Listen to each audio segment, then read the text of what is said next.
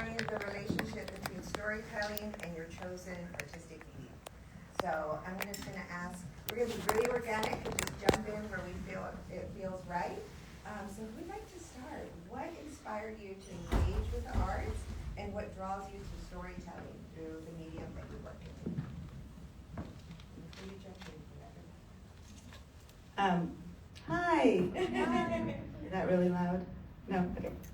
I feel very strongly to tell stories because of the stories of people, and I love people, and I feel very strongly when I feel that people are in danger or their ways of life is not known, and people don't understand where they're coming from, and I want to somehow open people's eyes to their predicaments or whatever is going on in their life, or like if there's, like people who have to do immigration or different, people of color, like I feel like there's a lot of that, a miseducation happening in the United States, and there's not a lot of stories, or when I was growing up, I'm a little bit older, so when I was growing up there wasn't a lot of stories, and now I see it's like so beautiful, there's more representation, so that's what gets me interested in telling stories with my art. Hi. For me, I make work about a lot of current human migration issues, and for me, I, read a lot of news articles of what's going on, and because we receive a lot of this information so fast, and it kind of, people tend to forget about it the next day.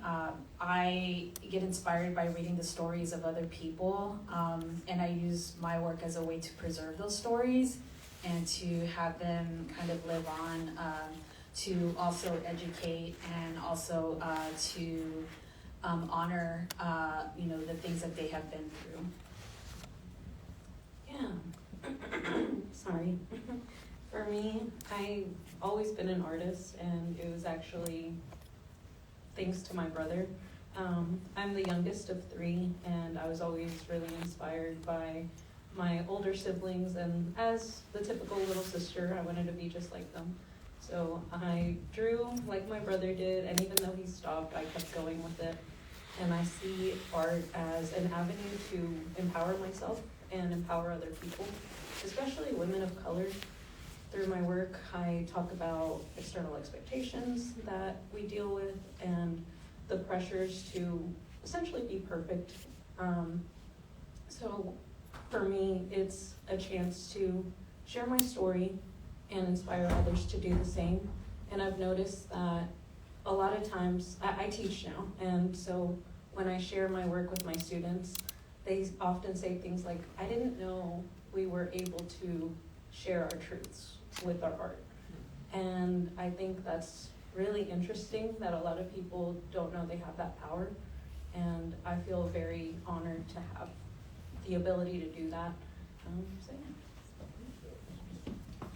Well, on my website, it says, a quote by Toni Morrison, if there's a book you want to read that hasn't been written, then you must write it. And that is my entire philosophy for writing. Every book that I've written has been a book that 9-year-old, 10-year-old, 12-year-old, 15-year-old, 25-year-old, 32-year-old Jasmine would have wanted or needed, but didn't already exist in the world. And so I chose to write it because if I needed it, then someone else probably needed it too. And I too, growing up, did not see myself represented anywhere. Yay, Zoe Saldana, first Dominican to win an Academy. Sad that it's taken this long for that to happen. But yeah, I write stories by, for, and with predominantly Afro-Latina characters, Dominican characters at the center. Because that is something that is needed, that I needed, and it did not exist in the world for a very long time. And stories have power. The written word has power, otherwise they wouldn't be trying to ban all of our books. And where they begin in banning and burning books, they end in banning and burning people. And that comes directly from the Holocaust. So that's something that I strongly believe in, and I'm working to stop, right? Our stories have power. Otherwise, they wouldn't be trying to stop us from telling our stories. And like I always tell my students, if you have it in you to tell your story in whatever form, you should tell it. Otherwise, someone's going to try to tell your story for you, and they're going to get it wrong. They're going to fill it with lies and their narrative and their agenda. And so it's important that, that we empower ourselves and tell our own stories. Wait, was that a Zora Neale Hurston quote? The one about that if you don't tell people your story, they'll say you love your pain? Probably. I think so. Sorry, go ahead. Say you enjoyed it. They'll say you enjoyed it, yeah. So I'm primarily a poet. I think in poems. I don't really write other forms of creative writing, and I've always been in that sort of mode.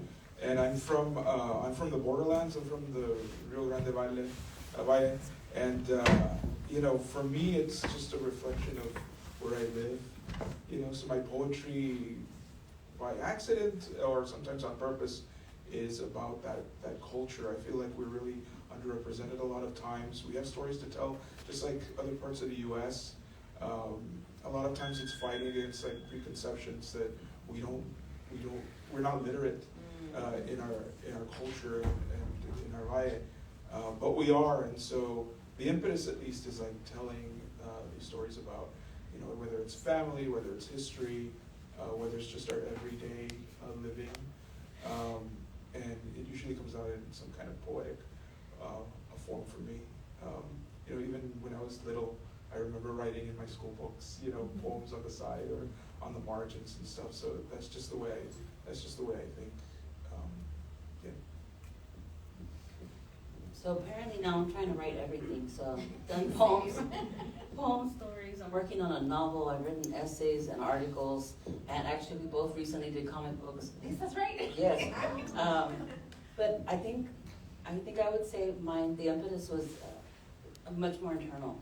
I've told this story before, but the first story that I wrote, I was 8 years old, and my sister was watching like a soap opera, and my brothers were sleeping, and I was taking a nap, and I woke up because I'd had a nightmare, and in this nightmare, my family had all died in a fire. The house was burnt. I had to go to a foster family.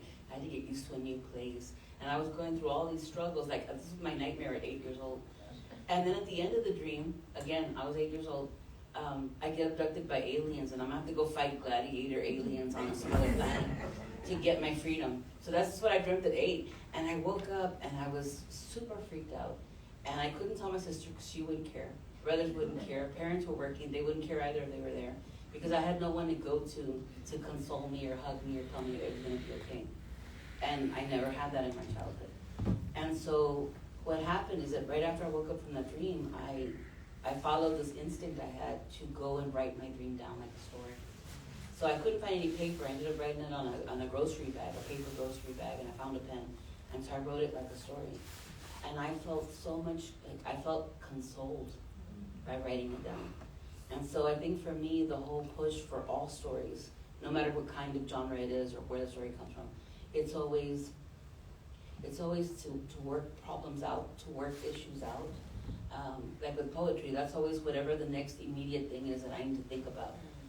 With stories, I think of them as like word problems, like possible different scenarios to figure out what will work and what will happen and what are the consequences.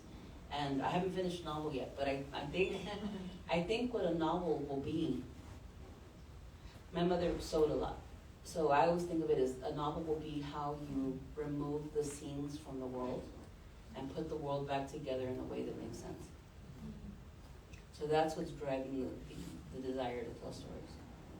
And that's kind of like with my art. I take apart certain things, especially the American flag.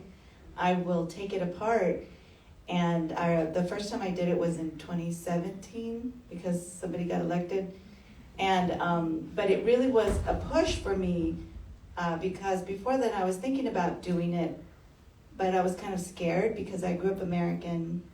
I grew up a U.S. citizen, and saluting the flag every morning.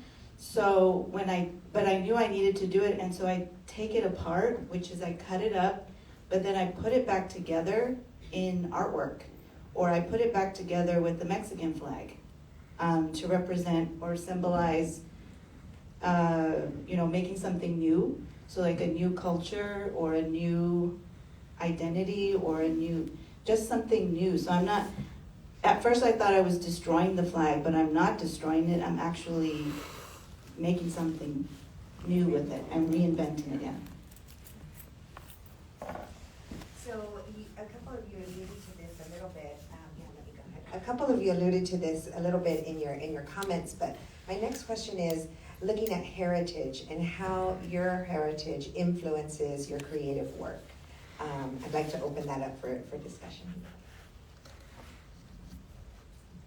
It's really funny to me because starting off my master's, I refused to include culture in my work because it seemed really overdone. I was like, I just don't want to do it. I want to be unique. And then I noticed it was creeping up into the work because it's inevitable. It's such a crucial part of our identities, and it's impossible to tell our stories without saying where we came from. And now I choose to not only honor the culture, but also critique it. And it comes from a place of love. Because I love my culture so much, I want us to do better. And I hope that through my work, I'm able to have people reflect and realize ways that they can make not only our culture, but society and the world better. So yeah. One thing though that I want to respond to that is, I think for a lot of people, I've been fascinated recently because you usually end up talking to readers, or I end up talking to people that are, in writing programs and things like that. But lately I've been able to talk to mixed groups of both visual and writing students or artists. And there's always, I think, the assumption, and it's part of the education that we receive, where we think we have culture and that art made by mainstream society doesn't have culture. Because we're trained to think of that like that's the standard and we're the ones that are the aberrations. When that is definitely a culture. They have their culture, there's different cultures, there's different places where it meets. So it makes sense to me that the culture would have to come in as you're working on the art. And also how we accept that and how we accept our heritages. I had a friend recently who just reached her 50s. And she was telling me that her whole life, she always felt like she didn't have any discipline and she didn't know how to stick to something because she went from painting to ceramics to writing to poetry to filmmaking, and she's like, I don't have any discipline, I just keep switching. Until she realized, like a couple years ago, that what was happening was that she was coming up against a wall every time she did a different kind of art. And she hadn't realized till just then that self-love was the problem, because she had not worked out her heritage and her culture and her identity. And so as she was doing the art and she was dealing with things that were self-hatred and it's all of that internalized stuff, that's what was stopping her. Not a lack of discipline, not a lack of interest, not a lack of education. But also I think, growing up, like I said, I'm disconnected from my culture or what is perceived as my culture, because I grew up in West Texas, and there's this whole notion of assimilation. And so when my parents were growing up, they're also They're from the valley.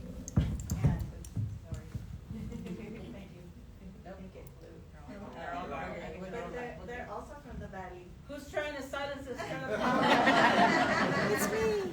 And when they were going to school, like my dad tells stories about growing up in Santa Rosa and San Benito and going to school, and they would get punished for speaking Spanish, for partaking of their own like cultural heritage. So when we were growing up, they didn't force us to speak Spanish, and so I don't have a good grasp on Spanish. I'm not a very good Spanish speaker, and so those kinds of things, like growing up, we were assimilated. We did lots of American, I never heard of a lot of the Mexican things from Mexico because we just didn't. My dad was rock and roll. We didn't grow up with any kind of Mexican music or anything like that. And we we didn't talk about our indigenousness either. Like, we didn't talk about any of that. It was just sort of like Madonna in the 1980s, and you know, it was just, it wasn't. There was no culture. There was no like, this is That your part culture. of your culture. Yeah, this is your culture, mija, or whatever. There was nothing like, we never talked about that. And so it's interesting to think about like you know, putting your culture in your work. And now for me, it's about trying to reconnect to something that to me, I never had really a connection to. But I was talking to my friends earlier about how you have this very in your gut feeling about things like music or art or something from a certain culture, and I wonder, why am I reacting to this so much? Like, it's so inside me, and I think that's my culture. It's calling me, and so I'm the only one in my family who's like, let's research the heritage, let's do this, you know, like, and everybody's like, well, why? You know, why are we doing that? We're American.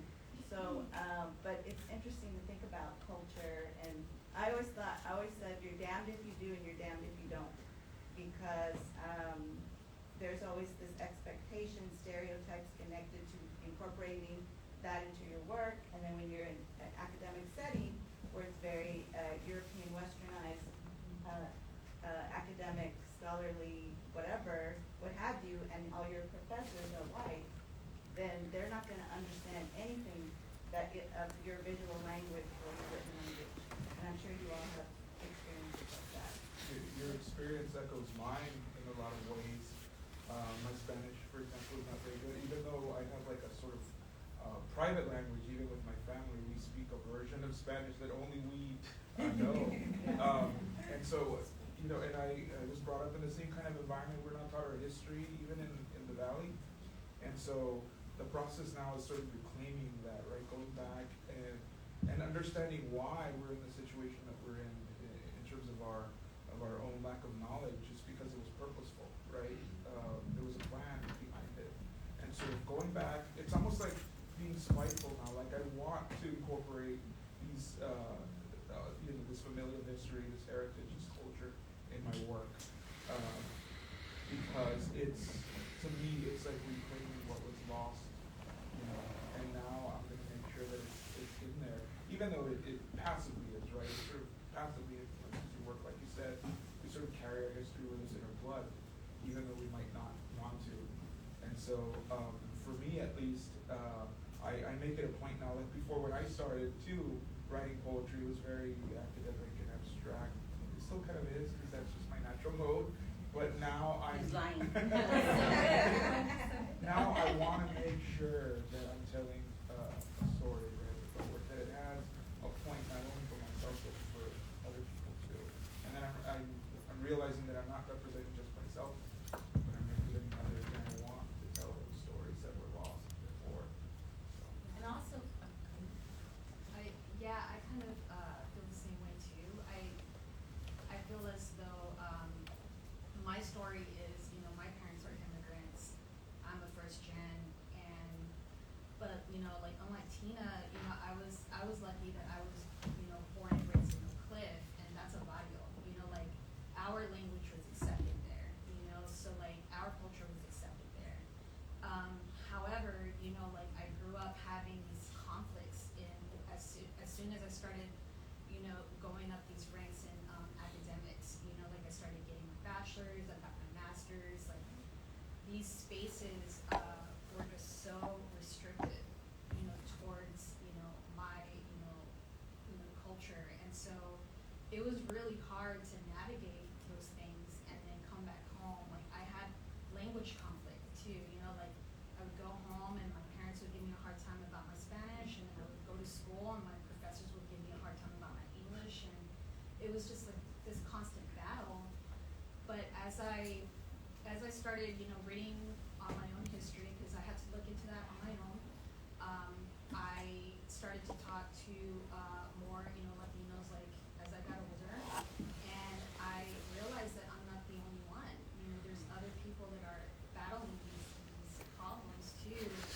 And you know, I'm first gen, but my experience is going to be different from a second generation person, you know, and it's going to be different from, and so I think it's like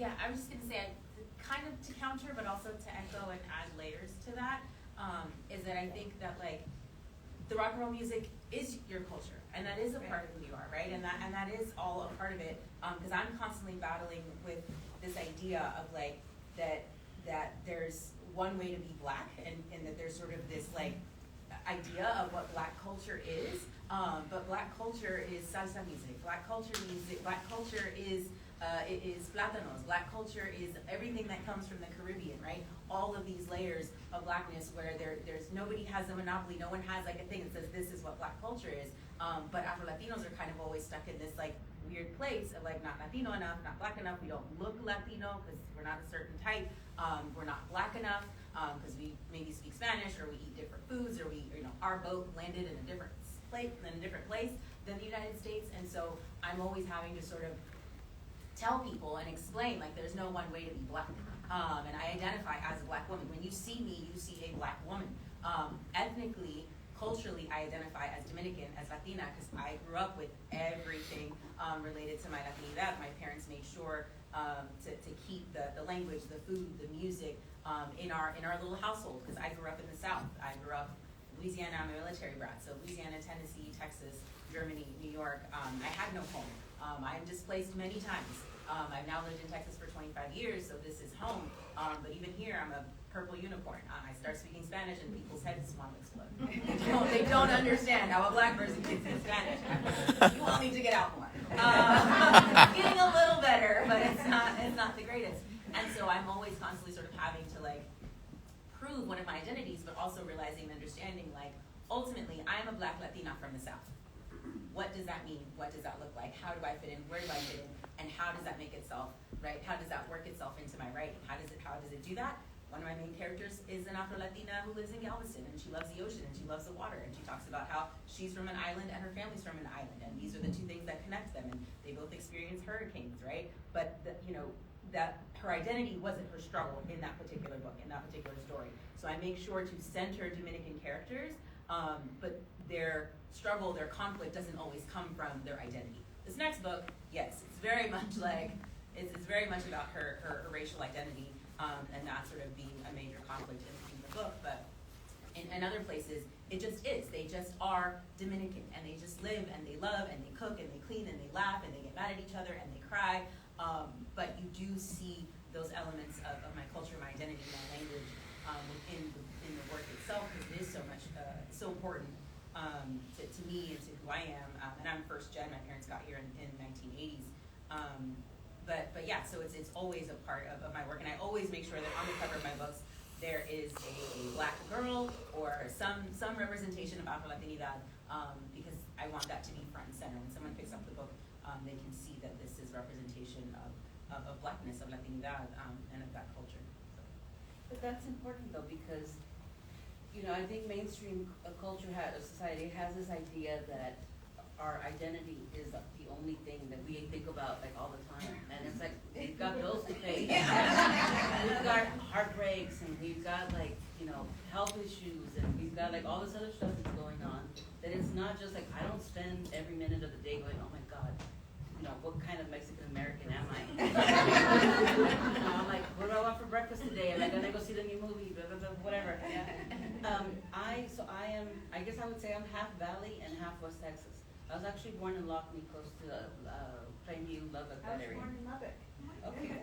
So that area, so we were living in Turkey, Texas, which had like 400 people in it, but the closest hospital was in Lockney. But anyway, I mean, I remember that kind of the shaming of the language and everything else. I actually, when I was 8 years old, apparently 8 was a really important year of my life. But this little farmer boy called me a wetback. And I, in reaction, threw a desk at him. I didn't get in trouble because he didn't want to tell people that a little girl had thrown a desk at him and knocked him down. But this whole you're damned if you do and damned if I guess for me, I've always figured, well then I might as well do whatever the hell I want. Right. Because, and especially when it comes to art, as much time and energy and emotion and everything that goes into making art, we might as well do whatever the hell we want to do. Because it's too much, like I don't understand the whole doing something for a commercial reason, because it's like, it's too much work to not do what you want to do. And then I think the other thing I wanted to say was that, so as far as I can figure, I am 3rd, 5th, and 7th generation Mexican, 5th generation Spanish, and then indigenous from both sides. And I'm pretty sure there's some African in there that they hid. But I always find that it's so important, I think, because, you know, we're kind of all in weird ambivalent places when it comes to Latino identities about our indigenous and our African ancestries. And I think, and I have to write an essay because I've given myself homework all the time. But I think there's something important about claiming those two things, even if we can't do it the whole U.S. federally recognized Native American registered way, or the whole, like, having like that authentic whatever, as if we were art pieces, or like, you know, archaeological pieces. But we have to acknowledge those, because with the phrase that I came up with was, if we don't acknowledge that, and we're only looking at Latino or Chicano history, that's a very short history. And we're excluding traditions of medicine and thousands of years of histories of resistance. And I think that's part of what mainstream society wants us to do. It wants us to say, you can't claim being indigenous, because then you can't claim that medicine or that history. And you can't really claim that Africanness, because then also you can't connect to that history, that medicine, that resistance, that sense of being. And so I don't think it's even just reclaiming, like, as you're saying, like a sense of Mexican Americanness, or a sense of like how we relate to Texas. It's a sense of connecting to all of that. Like, we're working out all of these issues as we're trying to pay the bills and scramble some eggs. Like, it's part of all of it. Yeah, I don't feel bad anymore about speaking Spanish because my ancestors didn't speak Spanish. And so I think about the colonialism that occurred, and that's the reason why I lost connection to all of that culture and heritage from before people even spoke Spanish on these lands. So I think about that constantly. I do think about it maybe too much. But I think it's because I'm getting older now, but I'm reflecting on it. But it's like a calling, like something is calling me and I can't let go of it. And that's why my work, like I think about it in my work a lot.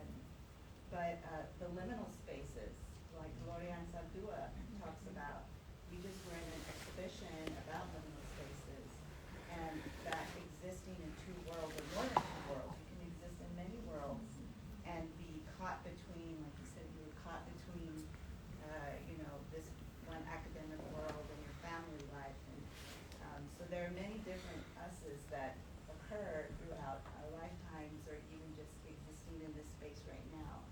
So I like thinking about those liminal spaces too, because I didn't know about that until I got older too. Like, what?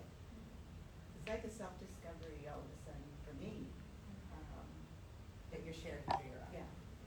And Gloria Anzaldúa has a term she coined. It's linguistic terrorism.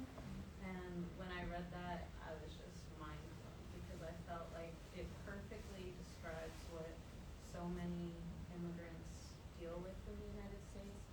And I remember learning about how the United States is a melting pot, and it's like, that is so beautiful. We're just made up of so many different cultures and people, and we don't have a national language, and this week that's been a discussion. But yet it starts when we're very little. When we're at school, we're obligated to learn English, and oftentimes our parents are trying to protect us, and so they allow us to learn the English language rather than teaching us our native tongue, in hopes that we'll fit in and won't be criticized, won't be looked at twice. And it's really interesting because as someone who is an immigrant, most people tell me they look at me and they would not know that. They assume because my English is so good that I am from here. And I think that going back to what y'all were saying about culture and how it's many different things, I'm starting to see that for most of my life. I felt like I didn't really fit anywhere.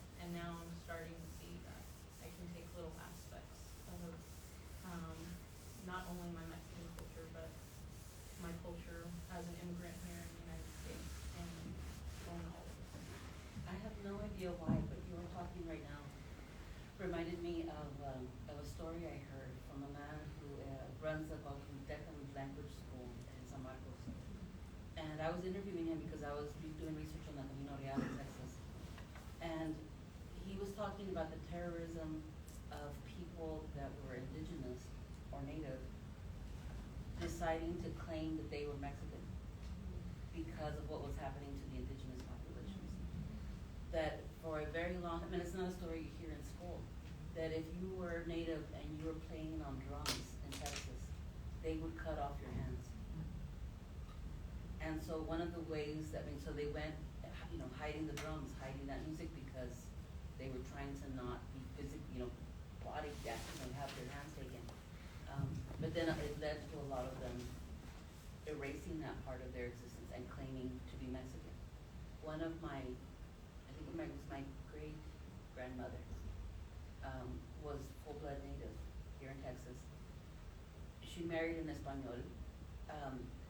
He died very young. She lived to be 115. The family did not want her to influence the children or the grandchildren. So they kept her in the shack away from the main house. And so she lived out there for at least 75 years.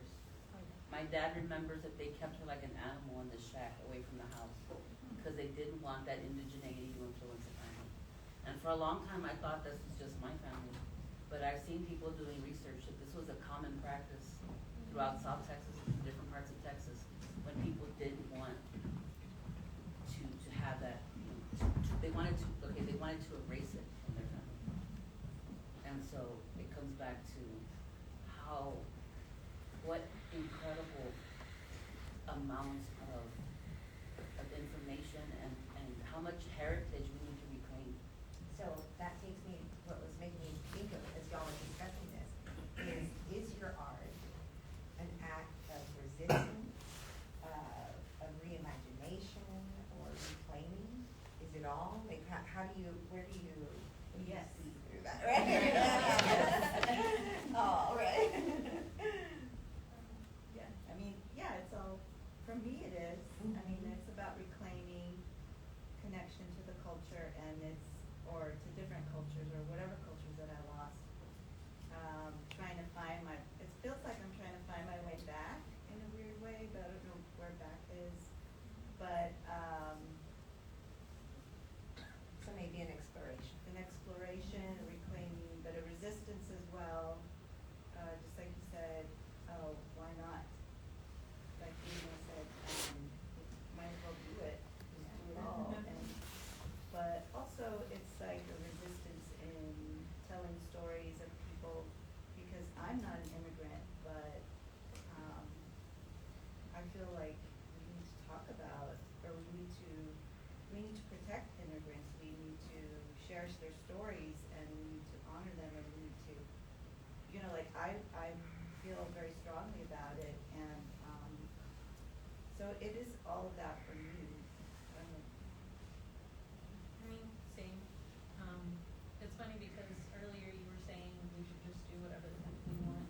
And I actually have a piece that's called Let's Look at the La Chingada Llana. And if you don't know, let's do whatever the fuck you want. And I was inspired to create that piece because I heard that and knew that some of my friends heard that from their parents, and of course it was sarcastic.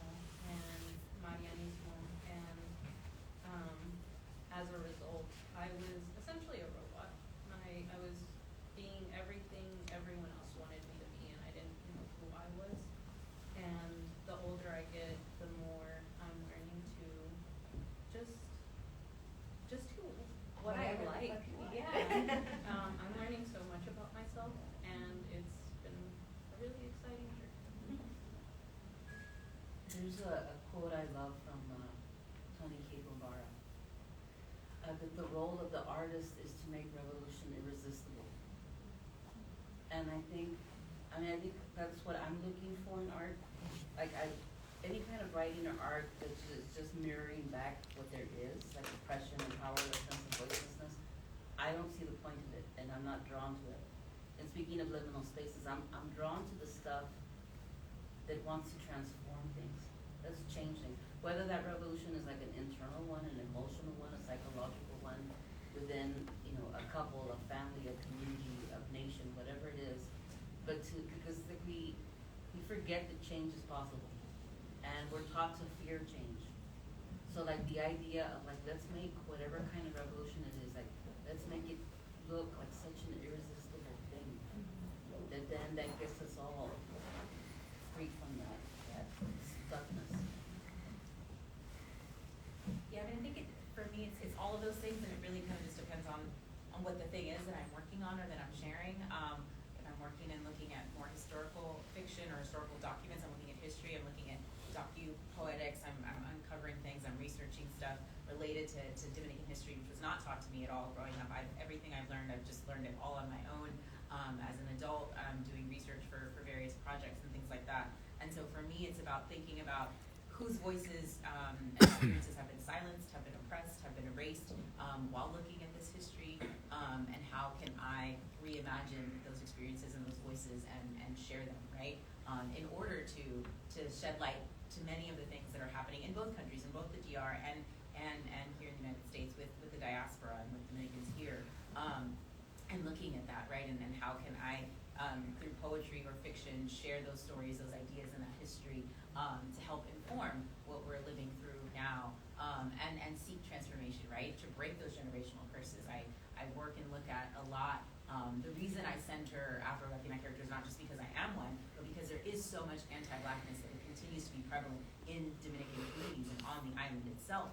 And I want to show and celebrate our Blackness, to say, yes, we came from Africa, despite what that dictator wanted to tell us and lie to us about, and despite right, sort of all of this racism and anti-Blackness and xenophobia that exists on the island, and that we have carried from one generation to the next, trying to break those curses and that trauma and that anti-Blackness, that internalized anti-Blackness, that work that I had to do within my own self, and then finding ways to celebrate and bring joy to those experiences, because it's still unfortunately so prevalent. And so I think that, yeah, my work is an act of resistance. It is an act of reimagining, refashioning, all of those re's, right? Revolution, all of that, yeah, to bring about that change and transformation. Rodney. Oh, no. All of that was good. I don't really have anything. I was just thinking generally about, agency, and how there's all of these expectations, and biases, and prejudices, of racism, what have you, that pigeonhole all of us, right? And by claiming our agency, it's a revolutionary act, right? Going back to like doing what I want to do, even though the expectation is different. And there's various ways we do that. In my non-poetry life, I'm an urban planner as well. So I think a lot about like how cities are structured and how people move around in cities, and how cities have been designed in very specific ways to keep out the undesirables, including places like Dallas and in fact, almost all major American cities are deeply segregated on a bunch of different lines. And so, in one of my projects, I'm thinking about how to re-envision what that means. Like, what is a city, or what it should look like if we didn't have like these structures imposed on us. And so I do what's called visual poetry. So I like to incorporate like images in my work, and so I'm sort of re-envisioning maps of major American cities. How would they look if they were cut along these different lines, where these kinds of people live over here and these other kinds of people live on this side? And I think by doing that, I'm sort of exercising my own agency to re-envision what this space looks like. And so there's a power in there, even though like my actual power, I'm not taking cities apart in actuality, right? I'm exercising the power on the page, but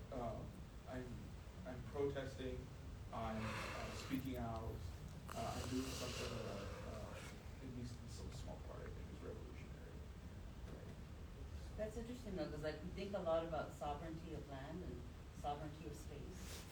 But I was reading, I don't even remember what it was anymore, but it had a phrase that caught my attention, and it was the sovereignty of one's own story. Like to have sovereignty of, you know, who tells the story, which again is like why people are fighting like ethnic studies, and racial studies, and history, period, in Texas and in the U.S. because they're trying to take away our ownership, our belonging to that story and to spaces. Yeah, the people who writes history, the winners. The winners write history. But I was thinking about the city, I was just learning about the history of Dallas and like where all of like 635 is, like that was, you know, the Little Mexico, there were these huge communities of people of color that just get paved over. And that's in the history of Dallas. And I'm thinking about how all these people of color, the different types of cultures that have lived here, they're the ones that the United States was built on their backs.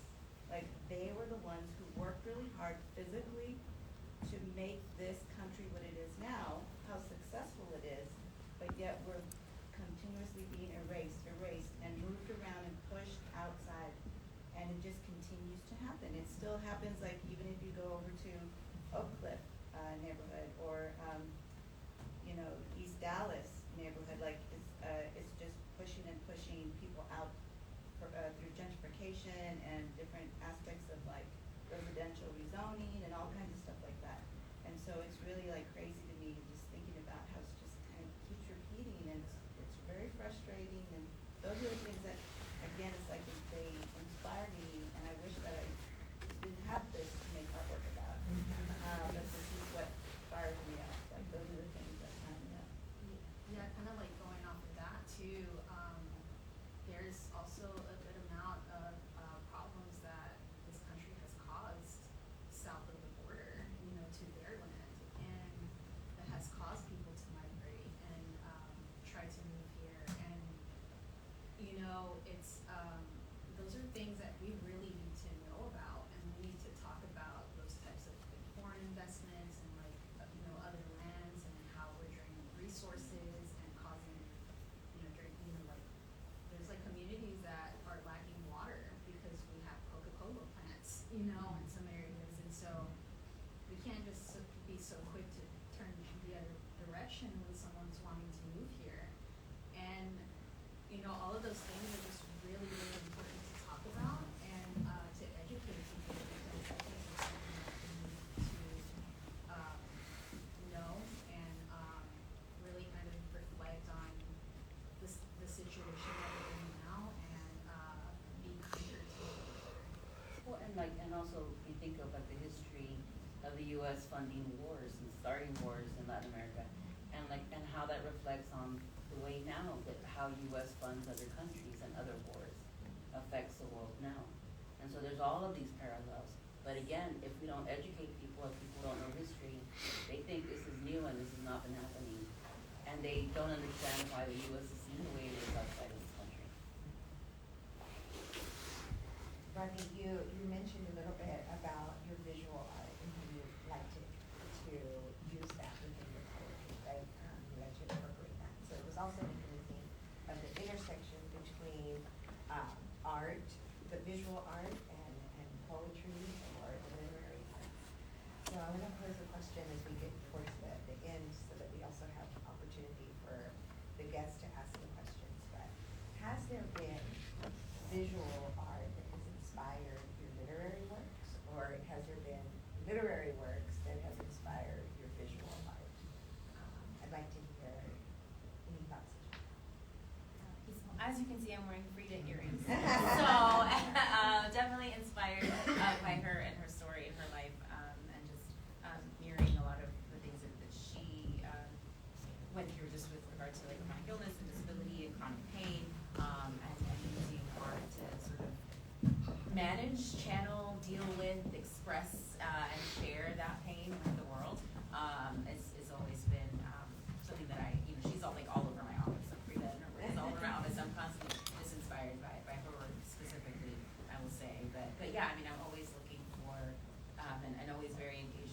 love seeing different kinds of art, visual art, to be inspired by.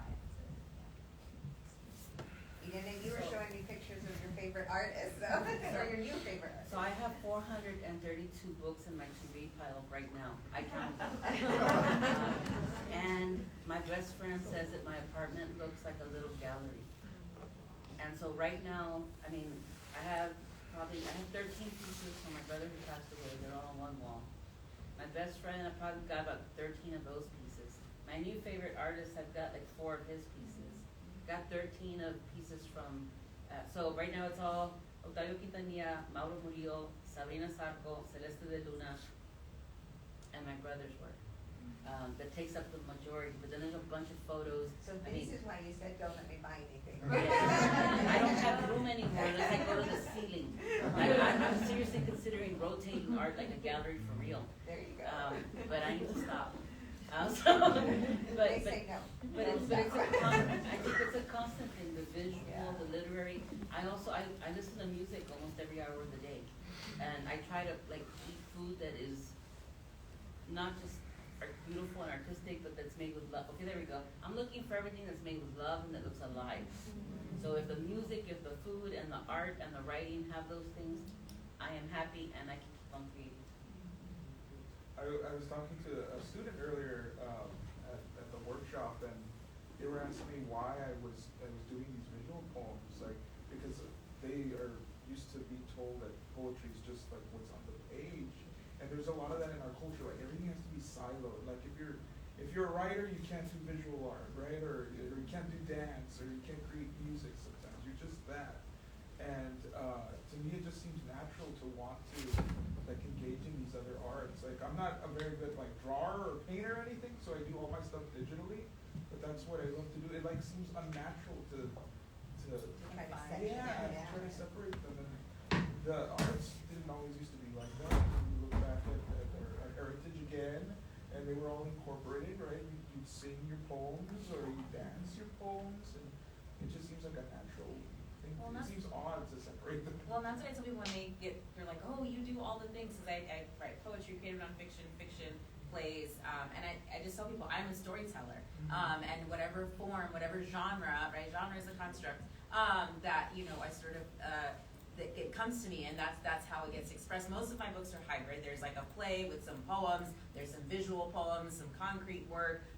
It's all hybrid. It's all mixed in. I only have one collection that's only essays.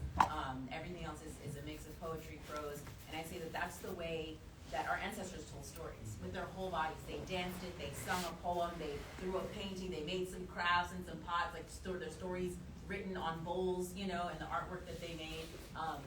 And so I seek to do that with my work. I can tell the story with my whole body. I want you to feel it, I want you to see it. I have books that ask you to draw in the poetry book and respond to questions within the poetry book so that you are also an active participant in the art making of itself. And so, yeah, I'm a storyteller, and whatever form, genre comes up. I think between the ancestry of how our ancestors did it and what you were saying, I think it's like mainstream capitalism wants you to focus on just doing one thing because that's how you market it, that's how you become a product. You do one thing. Right. Let's package it like this. Yes. Right? For me, there's a specific book that really inspired some of my most recent work. The book is called This Bridge Called My Back. And it's a collection of poems, short stories, etc. by women of color. And it was actually edited by Gloria and Jojo, who we referenced earlier. Jenny Modak, I think it just hit its 46th birthday. Yeah. Wow. 45 somewhere there.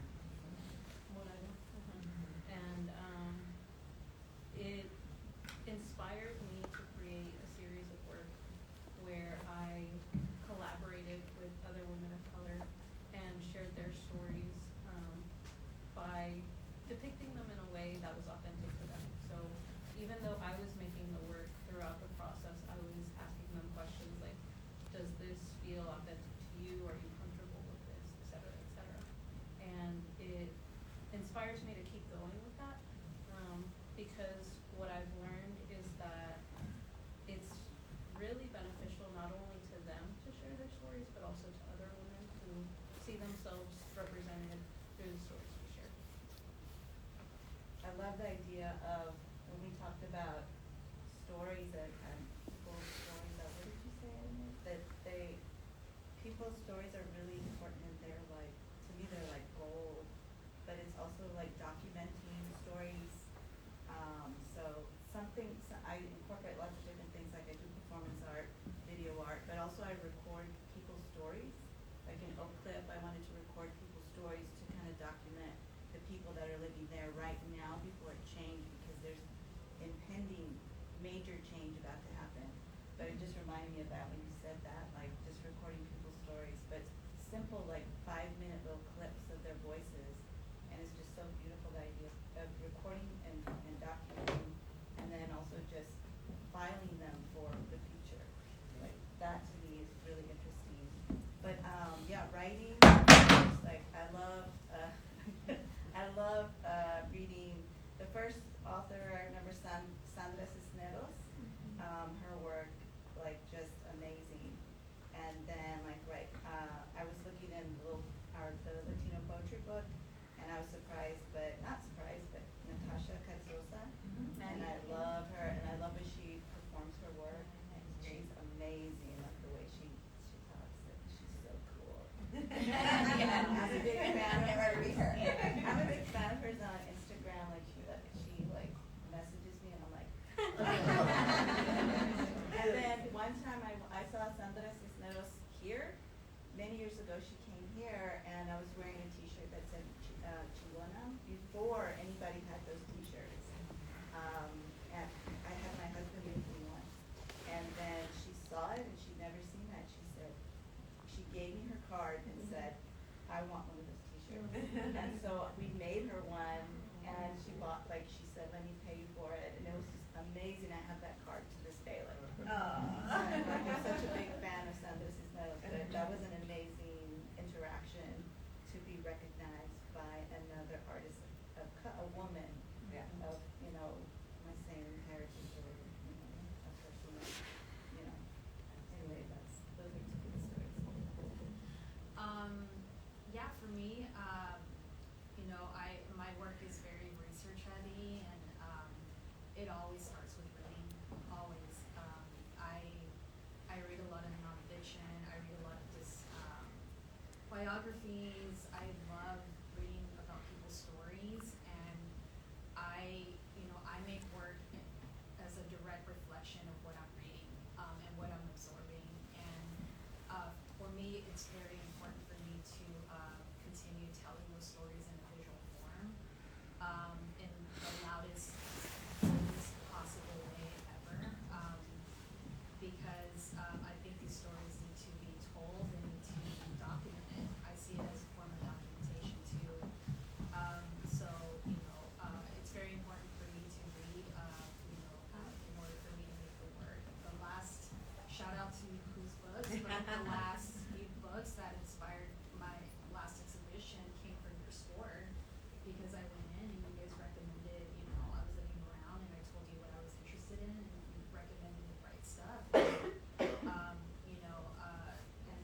my books are everything to me. I mean, that is my most prized possession that I have, it's my bookshelf and all the books that I have.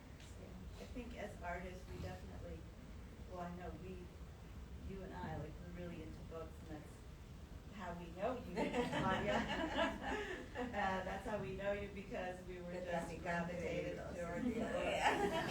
The books called to us, so yeah.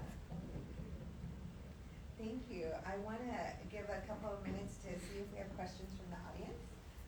We'll take a few if there's any. Love all of y'all's discussion and what we were sharing about even just the different kinds of identities you hold, your heritage. I'm also Dominican. And so the question that I'm going to ask is based off of like my own journey of integrating my identity. I'm just kind of curious as to see how diverse your experiences are, how this resonates. So one of the biggest surprises for me was when I got my DNA done almost 10 years ago. I thought that I was Black and Indigenous Latino, because I was a story of our islands, and so when I got my ancestry done, it turned out that I was like 40% African, like 15% Indigenous, and like 35% white.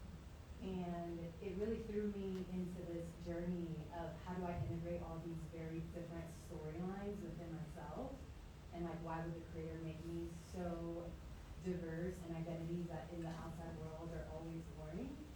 And so my question for you all is, I feel like in a lot of Latino spaces, we love claiming our Blackness and we love claiming our indigenous roots, but we do not claim the fact that we also have European heritage and like learn how to integrate the fact that we all have oppressor and oppressed within us. So it's a hard question that I'm asking, but I'm curious as to like how you have explored those other less honorable parts of yourself and integrated that into your being, into your work. Really ask yourself and your ancestral lineage hard questions about how do I coexist with everything that I come from. Well, I think for Mexico, in Mexico, I feel that they have a better grasp on the two cultures, like the pain of the Spaniard and indigenous. When you see murals up in major landmarks, it would be as if if you could compare that to the United States, it would be as if at the White House you saw murals of slavery. Because I remember seeing that in Mexico and going, what? You know, they have this here and everybody can see it. So they still of course have major problems with ideas of skin color and racism and indigenous, they still have a lot of issues with that. But I think they come to terms better than we do in the United States. Like we have an issue with that. Well, my answer to that is I don't feel that connection. But I understand that it's there. I know it's there. I took a DNA test too. And it's got, Spaniard, and it's got other things too, like African, Egyptian, like all kinds of things in there. So it is very, it's very diverse. And I think, to me, it was not a surprise. It was more like, it makes sense now. This makes sense. But I don't really feel that connect. Well, I do and I don't. Like sometimes when I'm listening to different music, I think, what is this? And I think it must be that connection from my ancestry. My ancestral memory is there, but I do and I don't feel that connection. But of course we grow up with it too. It's like always with us all the time. European, everything's better in Europe, everything better, the government system, everything. So it's kind of like it's always there. But I don't have to go looking for it like I do, whatever indigenous tribe I come from. I have no idea. That has been lost. That's interesting because I was gonna say, I feel often very guilty for how much I love flamenco. and how much I love paella. And how much I actually love the way Spanish sounds. Because I keep thinking, well, this is that remote layer. And then my brother used to complain, again, the West Texas part. I grew up George Strait and Hank Williams and like all the country music. And so, to me, I was born in Bob Wills County. Like that is part of who I am too. And my brother would say, oh, you're listening to the music of the oppressor again. And I'm like, but this is part of who I am. And so I think for me, a lot of it has been realizing, even when I first went to college and was hearing about mestizo this and the conflict between the Spanish and the Indian, to me it was very simple to understand because my father prided himself on being Spanish and completely threw out everything else. And my mother everything that she was deficient in was because she was Indian. And so in my family, there was always a constant warring. I'm one of the darker skinned in my family. One of my brothers was born pale skin, blonde hair, honey colored eyes, and he was always the pretty one. So there was always that conflict. And so I think for me, it's not been an unacknowledged conflict because it has been so present from the very beginning of the different layers between what was happening with, what started off as indigenous and Spanish coming over and how dealing with that, and then with the U.S. and Texan and how that also influences all of that. Right now I have poetry that's up on the walls of the Fort Worth, what is it called, the museum, the Cowgirl Museum and Hall of Fame. And it was really, I ended up fighting with them, but it was really nice when the exhibit opened. it did something to me that I still haven't figured out how to articulate. But there was something so beautiful about seeing men in like full trajes de charro, with the sombreros and everything, la botonadura, all of it, and seeing men that were wearing like jeans and like cowboy hats, and seeing women that were wearing like cowgirl chic clothes, but also huipiles, but also like the full, like escaramuza, like the beautiful luchara dress. To see all of that in one space, I had never seen that before, and I don't know if I'll see it again. But it felt like it healed a part of my heart to see these conflicting parts all in one room, in one space, celebrating one exhibit. I think for me, there's, well, for one, I name some of those things in my work. I talk about, right, the fact that I don't know my DNA. I refuse to do those tests, but they're taking our information. Anyway, so I'm like walking through there, like, you're not taking my DNA. You can't have my DNA. I will never know what all the parts that I am. But again, as a Dominican, I too assume that there is some European. Just looking at my grandparents, there's definitely some Spanish European blood. There's probably some Taino, though I'm not sure, and pretty much almost all black, based off of my grandparents' phenotype alone. So for me, I do name some of those things in my work, talking about, right, like Spanish is the language of the oppressor, like it is, and so I'm using it, and it's not a clean language. It's not my native tongue, even though it is my native tongue, right, in some ways. And so I name it and I talk about it. But for me, I don't move or get treated as if I have any European blood in this world. So that is not the focus of like where I put my energy and attention in my work. That is not the culture I choose to represent, because I don't move in the world as a European person, in that like a light-skinned white, facing European. And so, yes, I acknowledge and I look at, right, what the Spanish came and brought and how they influenced my culture and my background and my own family potentially, right, in so many different ways. But really focusing on for me those elements that really I connect with, like there's two, and it wasn't until Beyonce's country album that I was like, it's okay for me to embrace the fact that I like country music. I like country music and I sing loud and proud. But when I think about the origins, for example, of the guitar and the banjo, that's my people. That's black people. That's Caribbean, right? And so that is country. I do have an ownership and a stake in country music because a lot of the main instruments came from, right, like my people, black people, and the Spanish, and all of these things, right? And same thing. I had another point.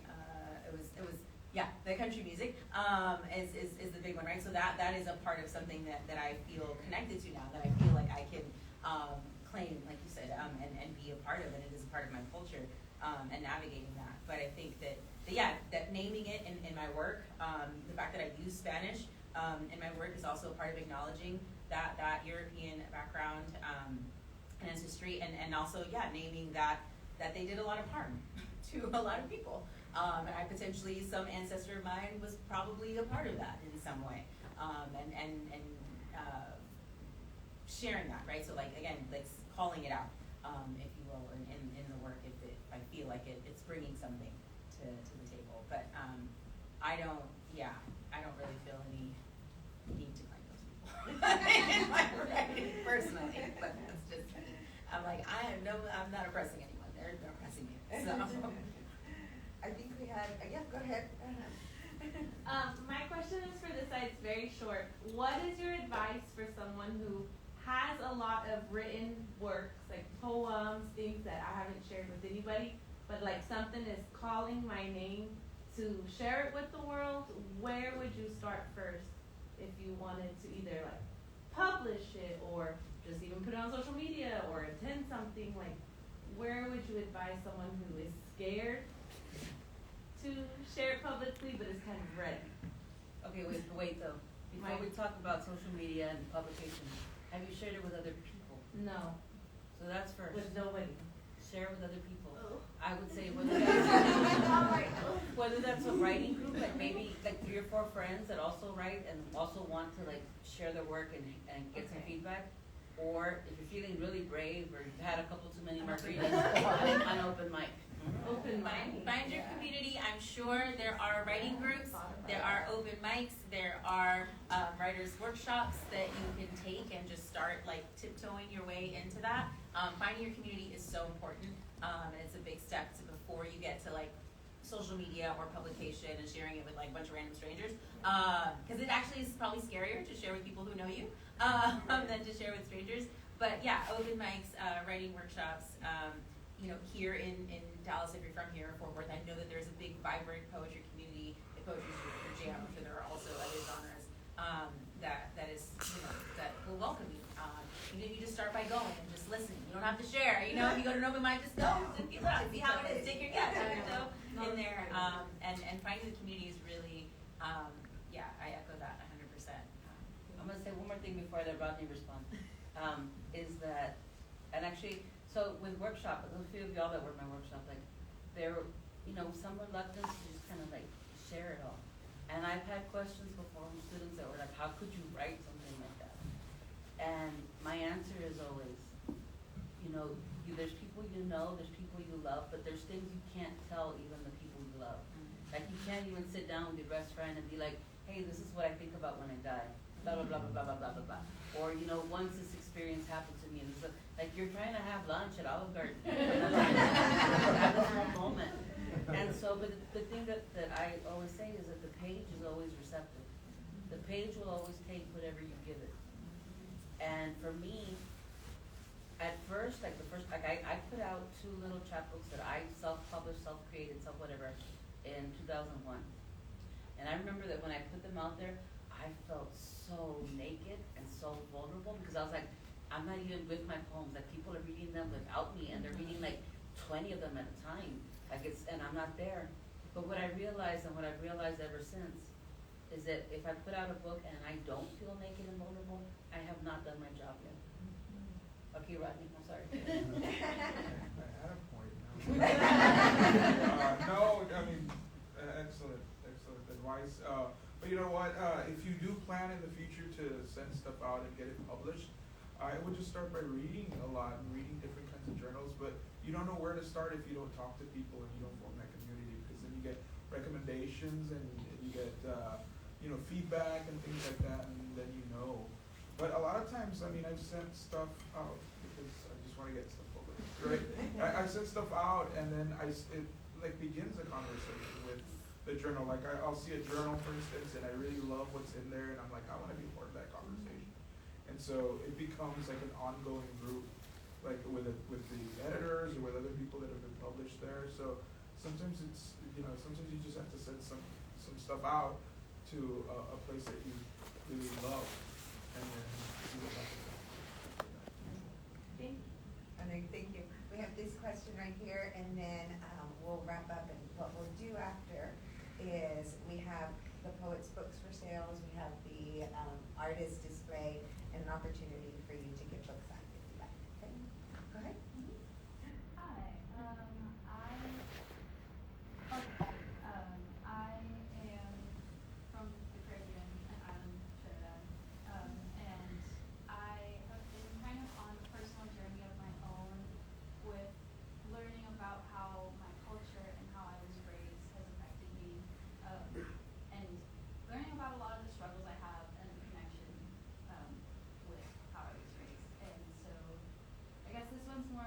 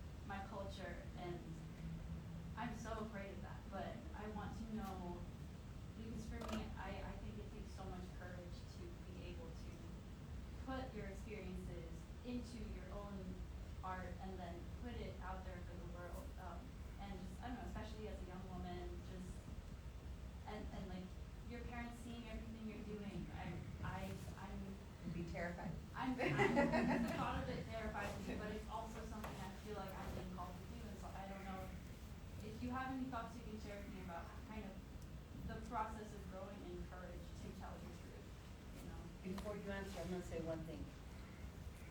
I call that being a hostage artist. I have the weird luck of having no family. So I have no one to offend because my parents are gone. I'm estranged from my surviving siblings for the last 20 years. I have no children and no spouse. I don't even have dogs to like worry if they are offended by my voice. My brother who died 2.5 years ago that I took care of for 20 years was the only opinion that ever mattered. And he was the one that would have pushed me, it would always push me further. But I think everyone has to work out for themselves the ways that they're hostage. And how badly do you want to be free? And I'll let you. I mean, you said that beautifully. That's essentially what I was going to say. I was very fortunate to have a mother who always was willing to listen to my thoughts, even when it was critiquing either something she said or something she did. She knew it was coming from a place of love, so it was okay for me to express these things, and she would then try to be better. It wasn't as easy with my dad. He would get a little more defensive, and when I first started talking about my familial issues or family trauma, I was really scared.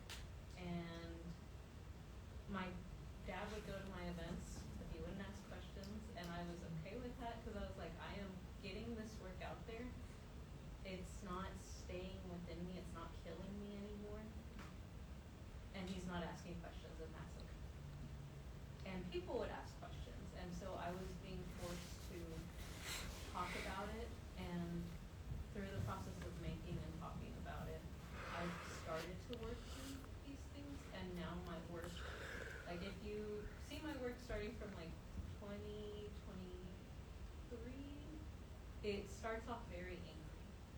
And then now it's so much more appreciative. Because I've come to realize my parents are human, and I know they love me, and they made mistakes when they raised me, but at the end of the day, I'm really proud of who I am, and I'm proud to be their daughter. And I think about my mom and how she would want me to live as authentically as possible. And it shuts my dad's like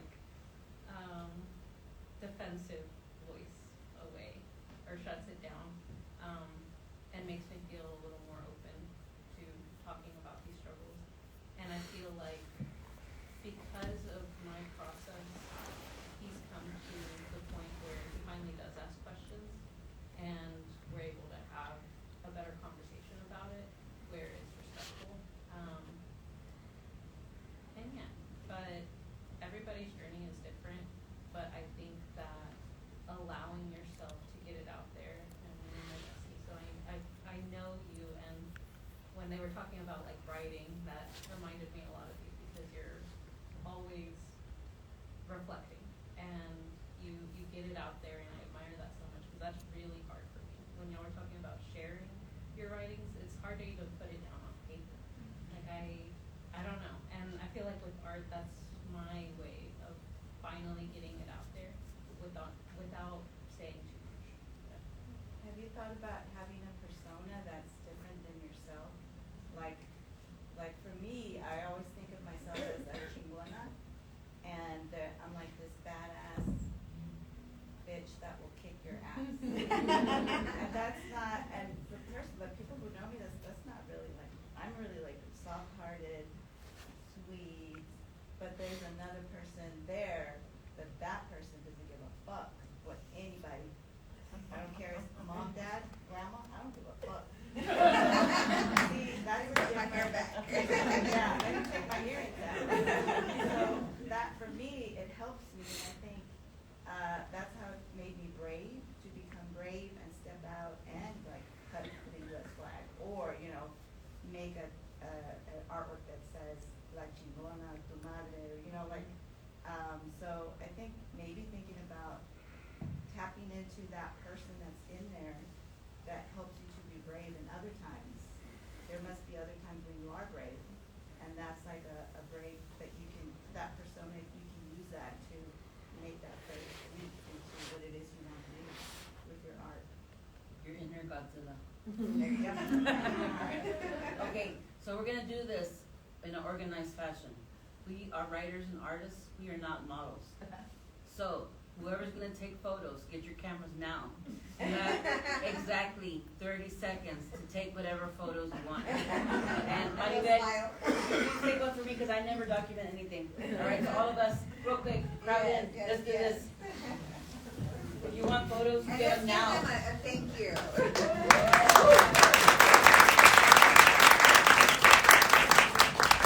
Whoever's really, really short. Okay, we're all short. If anybody wants to sit, come sit. All right. All right. Like we know each other and love each other. You got it, you got it? There you